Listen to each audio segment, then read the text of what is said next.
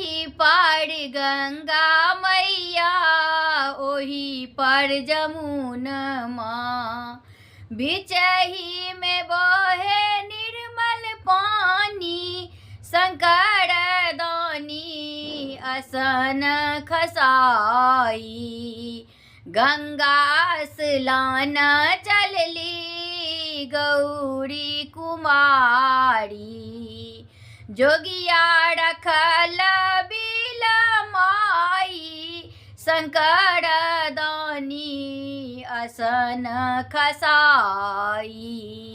छोड़ू छोड़ू आहे जोगी हमरो अचरवा, हम छी कौं बाड़ी कुमारी, शंकर दानी असन खसाई।